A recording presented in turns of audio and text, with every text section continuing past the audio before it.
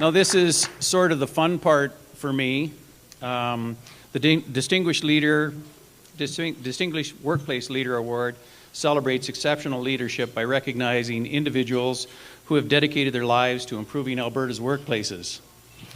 These leaders have made extraordinary strides in advancing their organization and supporting employees. They've also made significant and meaningful contributions to the community. In fact, their visionary leadership is recognized as making a positive difference for all Albertans. For me, tonight, it's a privilege to chair this particular award presentation because I'm getting to do it with my boss, who I've worked with for many years. Actually, it'll be 11 in January, Irene. So this evening we come together to celebrate the contributions of Irene Lewis, President and CEO of SAIT Polytechnic. Now what's fun for me is I can feel her over here on my left, and truly she gets uncomfortable when you say nice things about her. So the difficult part for me is I have to balance how nice I get to be, because it'll make her even more uncomfortable the more nicely I treat her. She's a truly exceptional leader. Irene's work in changing society's perceptions of the values of trades and technical education, opening doors for thousands of young people, and fueling our economy. Originally from one of, if not the best province in Canada, my home province, Prince Albert, Saskatchewan, Irene began her career as a first grade teacher. She truly is an educator, start to end. She went on to manage classrooms in secondary and post-secondary systems, write textbooks, and host an educational television series. Now, at SAIT, we've forgiven Irene for this, but she was president of an Edmonton college and led its transition to an independent board-governed institution. She also worked in Singapore for more than 5 years, where she had a central role in shaping the country's vision for workforce development.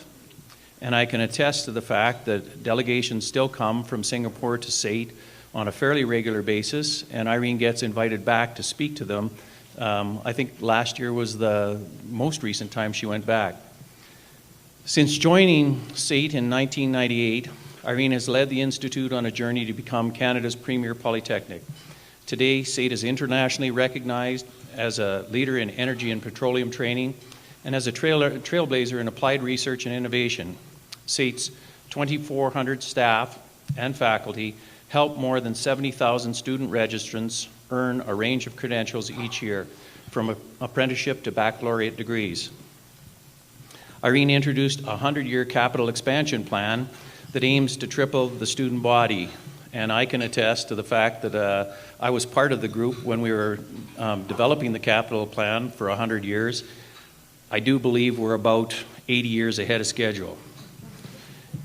And we've made a series of major campus expansions. Currently under construction is the new $400 million Trades and Technology Complex, which will provide another 800,000 square feet of new leading-edge space. Under Irene's leadership, SAIT's annual employee survey has shown a significant increase in employee satisfaction. Today, 7 in 10 employees rate SAIT as above average or one of the best places to work. And if you work in a post-secondary education system, that's an accomplishment. In addition, SAIT was named one of Alberta's top 50 employers by MediaCorp Canada for 2010 and 11.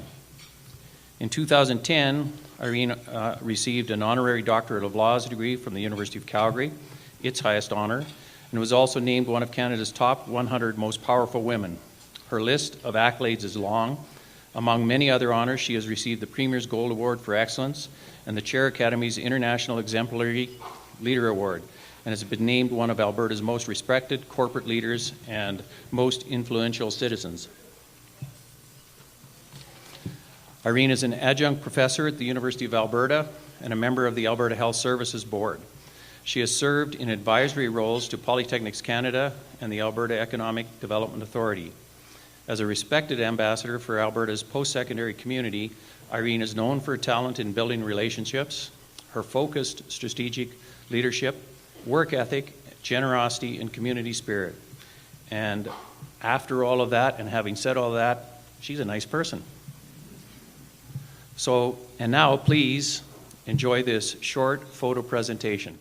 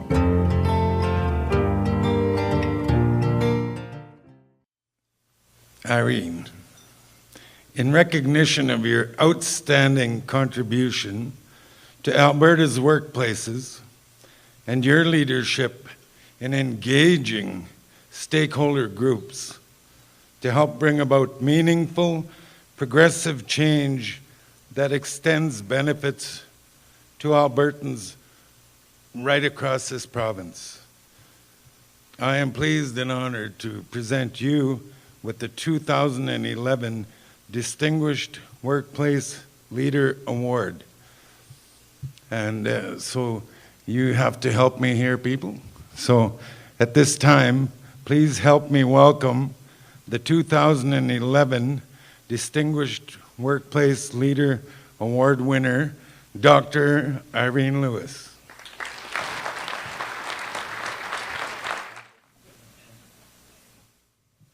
I have to say there aren't many moments when I get kind of weepy and feel kind of nervous, and wow, this is one. I hadn't seen those photos before, so that was a little shaking for me, but very much appreciated. And do thank your wife for preparing that. Don was telling me it was his wife who had put that together for us, and a lot of talent. And it just reminded me some of the mischief that people in my organization put me up to. Did you like the motorcycle mama thing?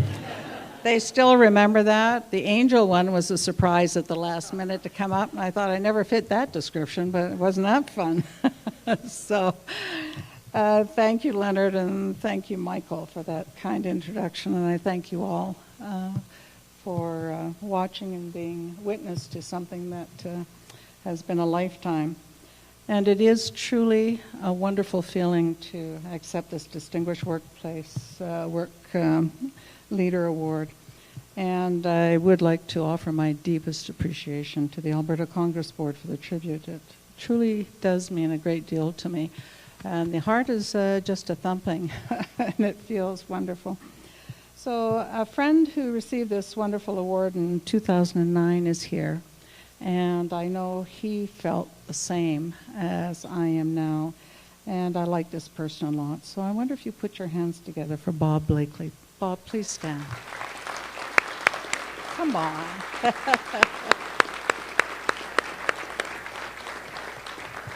Yeah, we did some work together a long, long time ago, too. And it just brings, when I met quite a few people in the room tonight that I have worked with over the years and that I've shared some stories with over the years, or a glass of wine, it's really nice to have that comfort feeling when you come back into a room that you've worked with people and you've shared some great times. And so for me, again, I look at the Alberta Congress Board and the great path that it sets up for Alberta's future, both economically and socially. And Don and I don't know how many years we go back to planning and looking at things and how we needed to do things differently for this province. So, and I think if you think about the decades that the board has been really a catalyst for communication among a number of diverse groups, and a force really for constructive changes to enhance the quality of life. And I know when I chaired one of the groups, and we spent several days, like you are now, thinking about how we can make things better for those who will follow behind. And this conference in particular is really an effective way, I think, to bring people in an atmosphere where there's a mutual respect and a mutual understanding. And I am a strong believer in the value of lifelong learning and storytelling. So those are two things that come together very neatly in an event like this. So to begin this evening, I would like to share one of my personal stories with you. And it'll be a blend, because I'll share some of the stories, and of course I've been asked to talk about some of the professional milestones in the lifetime that I've had here.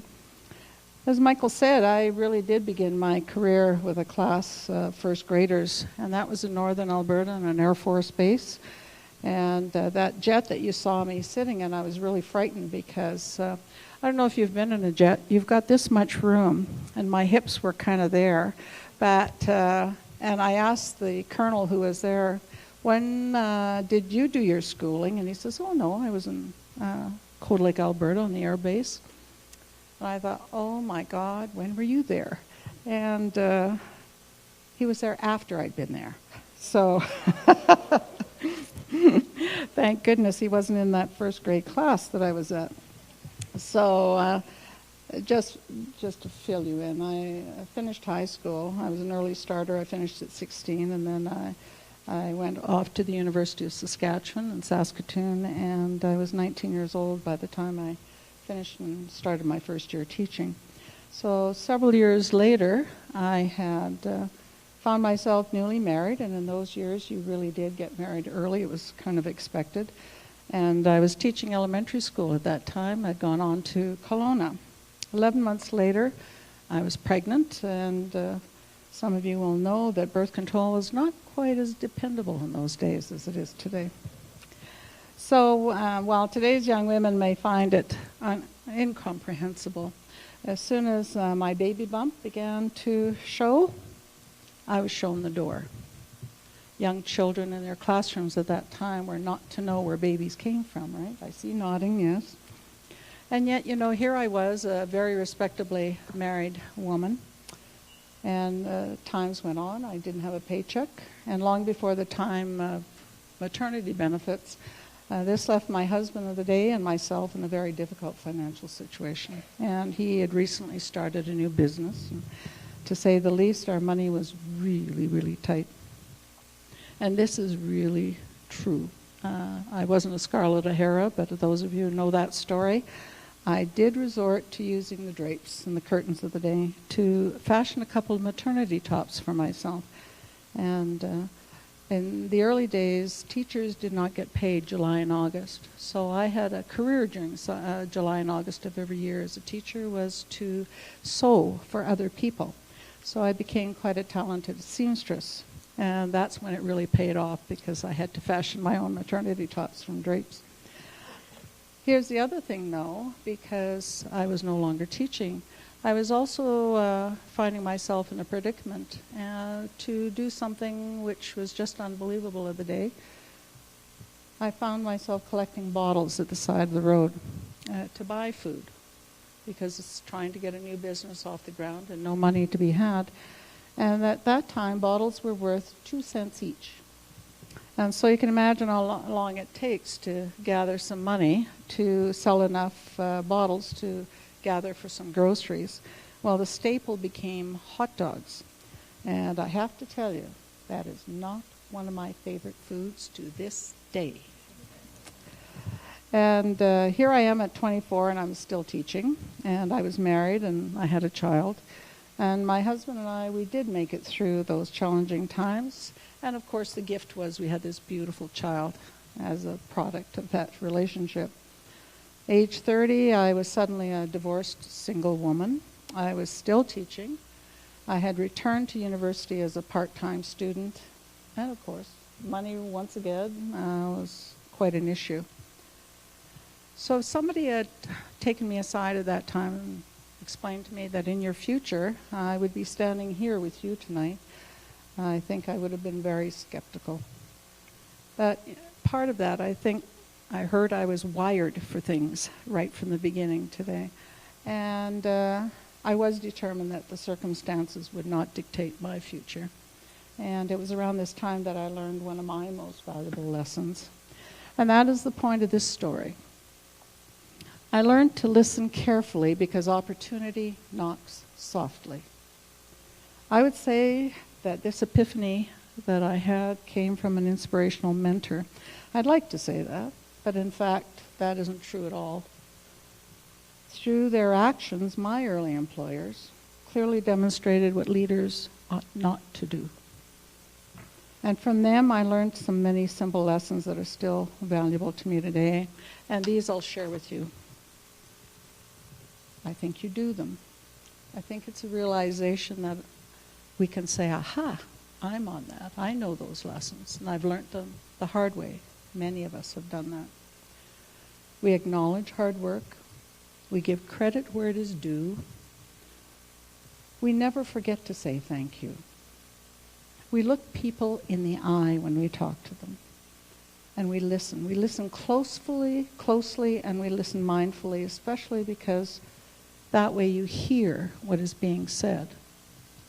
And for me, these simple rules are as applicable as the first day with the first graders as in any boardroom. And for those simple ways, they're the foundation of my leadership beliefs. I believe as leaders, we need to be respectful, we need to be kind, and we need to be humble. Know who we are and what we stand for, and most importantly, to involve people in developing and owning a shared future. I know you already know this, but saying it aloud kind of reminds us about those things, and reminds us as well that good leadership has nothing to do whether you are male or female. So one must earn, I think, the respect by the evidence that we are able to do the job. So bear with me as I take the opportunity to be a little bit preachy for a moment. I believe we must adhere to our personal values while we do our jobs. And I think we must learn to make the most of our own unique talents, skills, and abilities. Hence that conversation we had at dinner about being wired really interests me, because I think going back to very early days, I was wired to be an educator. And an educator, I think, never dies. We just keep reinventing what we are educating about in many different ways. And so here's another story I'll share with you about my path. When I first came to SAIT in 1998, and I have to think back at that time, a technical institute, and a friend of mine who was president of the Technical Institute of NAIT in Edmonton was the one who said, you have to go to SAIT because they need to get a shake-up. Okay, that was another retirement that I was going to experience. And at that time, there were 80% of the employees were male. And although this was only some 14 years ago, I think back and I saw a very small group who actually stood there and said, in no way would they have a female be president of a technical institute. And there was a move afoot, and there was a competition on, actually. They had bets as to how quickly they were going to be able to get rid of me. And I had some inside information from a few of the people who weren't quite into that little bet. And they told me about the scheme. So I thought, okay, here's an opportunity for some major change to happen. And so need to have a little shift in attitude there. And we talked about transforming a culture of an organization. So went back to the values that I held, which was going back to listen, learn, and the other thing was to get people to get used to me. They weren't used to seeing somebody with a skirt on or makeup or hair, and the opportunity to sit and just listen to somebody. So I gave them that time to kind of get a sense of who I was, and then to provide some opportunities for them to get involved. And talking about sharing a future, sharing what we wanted to be when we grew up. So they had been used to survey after survey, and then it all got stuck on a shelf somewhere. And then they say, well, you know, you're going to do this very same thing everybody else has done, yada, yada, yada, you know, talk, and then we'll see nothing about it. So I said, well, no, I'm going to ask you 3 questions. Very simple stuff. Here we are in a 90-plus-year-old organization. It's been around forever. So what is working? And what is not working? And how are we going to fix it? Oh, you're never going to do anything about it. Okay, so what do you think we should do? I made a commitment that I would do what I say I was going to do. So read every single thing myself, did not send it out for somebody to collate, consolidated the data, and then we sat down together, no more than 15 people in a group, looking me in the eye and me just listening. And so we sat there, and I sat with a notebook. I wrote everything longhand. Everybody saw what I was writing and said, okay, let's find out what the common issues are. And that's what we did. We looked at what was common. Of course, the first one was get rid of the dead wood. Well, that was a little hard to do because your perception of what's dead wood and what may be is not the same. But we identified them, and then the team and I, and we put a plan together and put out the resolutions. So the resolutions came directly from those employees. And tied into that, they said nobody ever pats us on the back, nobody ever congratulates us, nobody ever says, job well done. So we worked together and said, so what kind of recognition plans should we have for showing appreciation to those who really understood the vision of what all of us wanted to have happen? And especially to thank those people who took the risks to make it happen. Tied into that, Michael was very, very much involved. He said, so where's the code of ethics? Oh, well, maybe we need one of those. And again, the thoughts were germinating from within. It's a framework and has become the framework for how we operate every single day. And in my heart, I really believe that this process of the employee engagement and support set the scene and set the stage for the incredible growth that we have experienced as an organization. Together, we've all experienced some enormous success. We've transformed an almost century-old organization into one of Canada's premier polytechnics because we took the time for each of us to truly hear what we believed was an unhealthy organization. And then we followed through on our promise to listen and to engage, to heal our organization. So, you know, I think we'd all like to take credit for every aspect of what we consider transformation. And it was a shared vision and it was a shared journey. And vision is such an overused word. But in this case, it really was something that we did, and we did it together. And we saw together the potential to create something extraordinary. And we did it with an attitude. And if you talk to people in the organization, they have an attitude. And we created a reality, and they're proud of it, and that makes us all proud of it. Not everything is a great day. Not everything happens well on every given day, but we still go back to it's ours. And I must say that through that exercise, I've learned that trust and empowerment is critical to achieving a very long-lasting and a significant change. From my perspective, it's the only way to build the overused word team. And with the people, as I have heard it described, the right mix of passion and courage. We're willing to do things that have not been done before. I mean, sitting in a jet, sitting in a Stars helicopter, coming up with ideas of building an aero center, talking about that motorcycle I was sitting in was built by people in the organization because they thought that was just the coolest thing to do.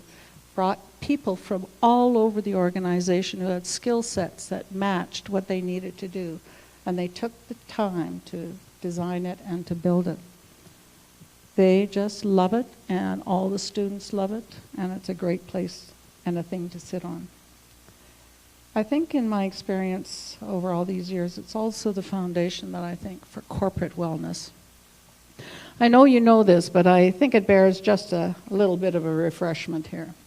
We all have heard, well, we're going to do the lunch and learn. We're going to have health fairs. And the world, you know, I don't think you can really create truly a well workplace if your organization doesn't have a shared responsibility, a shared vision, and employees that really are engaged in that success. And I think it's also deeply rooted in some very ethical principles. And when they push you to want to create that vision, I did lead a prior organization, and I felt I was always pulling people because I hadn't quite learned yet that we needed to do it in a different way. And when I got to this organization, people were saying, what are you waiting for? Let's get going. We've been waiting so long to do something, and if you really believe in this, then why aren't we doing it? So you put the challenge back, and I said, okay, so,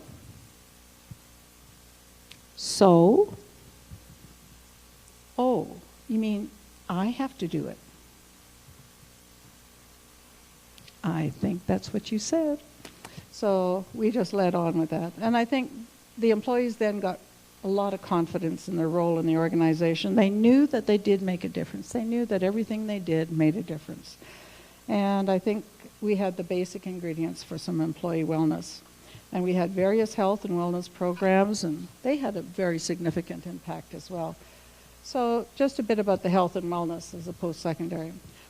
We do have some advantages over other organizations. Our campus, we have recreation facilities, we've got programs, we have a C-train right on the campus, and we have a medical clinic. So we have a little edge on some other organizations. But we do a few things that go above and beyond that activity. We have free fitness drop-in for all our employees. We've got reduced family rates. We've got a lunch hour sports program, and we have subsidized transit. We also have a wellness center, and it opens at 5:30 in the morning. And that's the best time for me to go. And it's really surprising that some of the employees who are there, who have issues with their own health, say to me afterwards, that's the catalyst and the inspiration for them to be there at 5:30 in the morning with me on a treadmill, on a Stairmaster, on the machines, because they feel if their president is willing to look after her body and be healthy for them, they need to be as healthy for the students and for their peers in the organization. And I hadn't recognized that until they started talking to me about that, because we're standing on a treadmill together, and I look really good at 5:30 in the morning, I can tell you. And they're saying it's really important to see you here and to see you working out, because that means when you talk about healthy body, healthy mind, you're living it as well. So I hadn't realized the impact that would have. I was looking after my body, and I was being quite selfish about that, and yet it had an impact on the others around me. So I'm still not putting on makeup at 5:30 in the morning to go on the treadmill, I have to say. Another strategy that has had a very positive effect on our workplace wellness is the creation of a centralized health, safety, and wellness department, and it's dedicated to all aspects of wellness. And that was Michael's bandwagon. I mean, he was the one that was pushing it and said, come on, we can do this, and created the whole perspective of making it happen. And so every year we've got some fantastic biometrics clinics and health fairs, and people are always amazed at what comes out of that. And they didn't think they were as healthy as they were, or they also find out they aren't as healthy as they thought they were. And we run an ergonomics program, and we manage also a confidential employee and family assistance program. And we're constantly piloting the opportunity for telephone counseling. And our team really is dedicated to building a culture of safety. We're working on a certificate of recognition, if any of you are aware of that certificate. And that's a designation that's achieved through the province's partner in injury reduction. We monitor how many people are injured. We monitor, especially with the construction that's going on. And we keep track of why people are being damaged. And we've had really a good record of recordable injuries go down. We're actually 14 points below the industry average, and it's because we're paying attention to it. It's the value of individuals and people. So we believe that culture of wellness is about helping our employees grow, and we fund professional development as well. And we provide in-house management and some leadership training and a professional credential enhancement program. So individuals, if they'd like to do something, they haven't got anything in their bank account or their pocketbook right now, we put up $10,000. And if they'd like to begin the journey of continuous improvement in their own professional lives, that's the support they have. And sometimes it's just that leg up that benefits the institution. And we think it's a great program because it allows the brain to expand and bring in new ideas and be creative and innovative. And because that's part of our philosophy, we think wellness is also about recognizing a job that is very well done. We've got a whole slew of employee awards, and we have peers nominating peers, students nominating faculty. We hold all kinds of events. And again, it's back to thanking and rewarding. And to the point that people said to me when I first arrived, you know, a pat in the back really goes a long way. And a nice smile goes a long way too. So let's recognize each other. Everybody works hard. Everybody believes in what they're doing. And we want to keep our people working with us. So, for example, we've come up with something fun. And, you know, you see us misbehaving in a way. with funny costumes. But we have a welcome back breakfast. I don't know if you've ever seen a breakfast show, but the breakfast show really is just engaging. So we bring in a host. He's a television personality, and he does live interviews with the executive and with myself. And we get the deans to get up and be silly, and they do weather reports like you see on TV, and they're all kind of matched up. Technology is wonderful.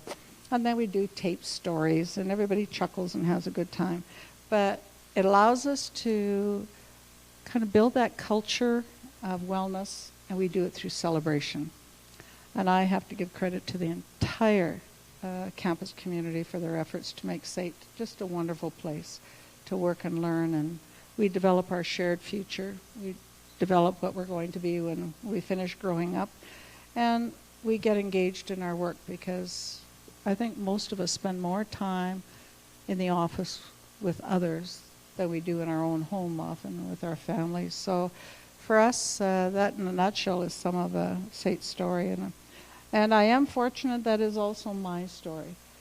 In Prince Albert over 50 years ago, and that isn't my age, it's kind of plus. There wasn't much talk of finding your passion there, especially for girls. And I was really lucky to find mine, and I am grateful for it. I'm also grateful that I have a super supportive husband. I think we need partners who allow us to have those eccentricities, as some may call them. And he's always at my side, no matter what the adventure or journey that I plan to be on. So I leave you with a challenge, I think, this evening. If anything, it's to build that passion, to build the engagement, either with yourself, a partner, or with your organization, or with your team, wherever you are. And I also challenge you to build a culture of respect and kindness in your workplace. I think it goes back to basics, to the lessons that many of us learned in kindergarten, and somehow we became jaded as we went through our system, our educational system. And I think personally we have the most success by building those healthy workplaces from those that are unhealthy in so many ways, whether philosophically or whether they're unhealthy because people have created them and built up that unhealthy atmosphere. And I think that's what we do as leaders. And I think we're all leaders in the environments that we occupy. And that would be my challenge. And again, I am deeply impacted by this honor. And I also thank you for your attention. And I've shared a bit of the journey, and hopefully some of that has some imprint for you to take your journey as well. Thank you. She didn't mention the cultural values at SAIT, so for those that want to steal them for our stuff tomorrow, fairness, integrity, respect, safety, and transparency are the cultural values that we live by at SAIT. And the other thing that she didn't mention, whenever I do math in the executive office, we sort of call it Michael-math, and the eyes roll back in their head, but since Irene has been at SAIT, by Michael-math, SAIT has grown by about $1 billion. That's a B. So she's done a great deal of work to get that building done. So thank you, Irene. Once again, congratulations.